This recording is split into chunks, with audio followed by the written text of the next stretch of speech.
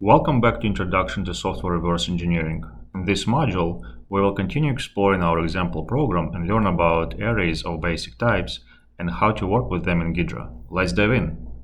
Now that we have explored some fundamentals of reverse engineering, let's dive into basic arrays, a crucial concept in programming that's equally important in reverse engineering. We'll examine how arrays of basic types, such as integers and floating point numbers, are represented in the decompiled code in Ghidra. In this module, we will continue reverse engineering our introductory example program, which is available on the GitHub alongside its source code and other examples. Let's start with the basics. An array is a fundamental data structure in programming, consisting of a collection of elements of the same data type stored in contiguous memory locations. This means that each element is positioned right after the other in memory, making it efficient to access and manipulate. Let's look at some key features of arrays. Each element is identified by an index which starts from 0. This indexing allows us to access and modify specific elements using an array name and index. Additionally, arrays can be initialized during declaration, making it easy to set up and use them in the code. By recognizing array patterns, you will save a lot of time in your reverse engineering journey. In this module, we will reverse engineer two simple functions from the familiar basics.exe example program and reconstruct the size of the arrays with the help of Ghidra and a calculator. The first function in question is displayed on line 19 of the decompiled main function. Let's take a look at it. The decompiled function with the array is displayed on the screen. Notice, Ghidra was not able to reconstruct an array by itself. Instead, it showed the instructions that strongly indicate indexing into an array. Let's review them closely. First, param1 parameter is multiplied by 4. Second, the result of the multiplication is added to the memory address of the data in question. Lastly, a value is extracted from the memory at the combined address. In short, this is exactly the instructions needed to access the element of an array where each data member is 4 bytes long.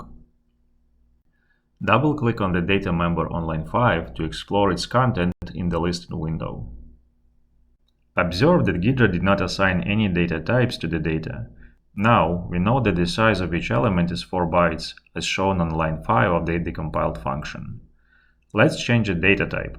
Right-click on the element in the listing window and select Data, choose Data Type Context Menu option. The data type chooser dialog will show up on the screen, displaying undefined as the data type. Undefined is a generic built-in data type in Ghidra, which is representing a 1 byte long data type. Type in int as the new data type and click OK to apply the change. Once the change is applied, both the listing window and the decompile window will update and look like shown on the screen. Note that the data element name prefix changed to reflect the data type. Additionally, observe that the decompiled function is transformed to a somewhat normal array indexing syntax. Now, let's instruct Ghidra that the integer is not a single integer, but rather an array. To do so, right-click on the integer in the listing window and select Data, Create Array Context Menu option. The Create Array window will appear on the screen. Ghidra will suggest 26 as the array size. Additionally, it will warn that value greater than 26 will overwrite existing data. Click Cancel and scroll the listing window down until you find a cross-reference user interface element, which is not the first element of the array. Stop once you reach the cross-reference user interface element displayed on the screen. Generally, Ghidra's cross-references are indicating a reference to the data or a function from other functions. In case of arrays, most arrays have cross-references to their first element, index 0, and their second element, index 1. In basic cases like this, scrolling down to the next cross-reference element is sufficient when finding the end of an array. Note, it might not always be as simple as that, especially in case of complex structures, which we will cover in the following modules. To calculate the size of the array, it is necessary to subtract the address of the start of the array from the address we found on the previous screen.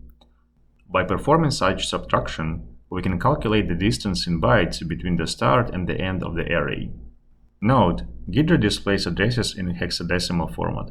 Therefore, it is necessary to perform computations in hexadecimal number system.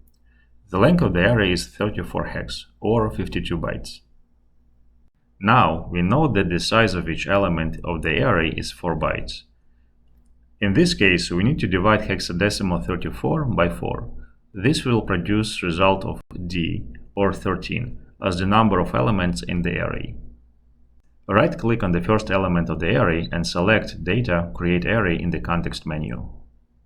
The Create Array window will appear on the screen. Type in 13 as the number of array elements and click OK to apply the changes. Ghidra will update the listing window and the decompile window.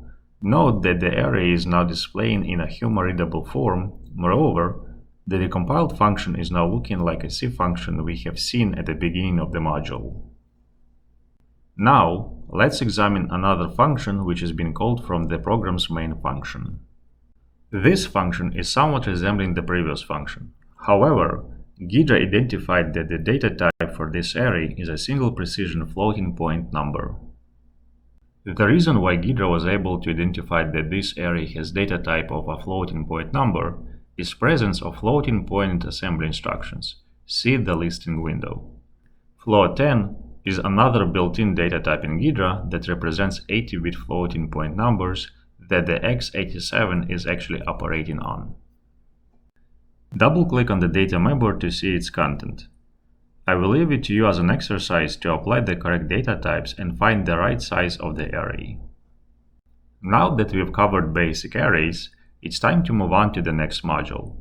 In the next module, we will explore one of the most fundamental control structures in programming, loops.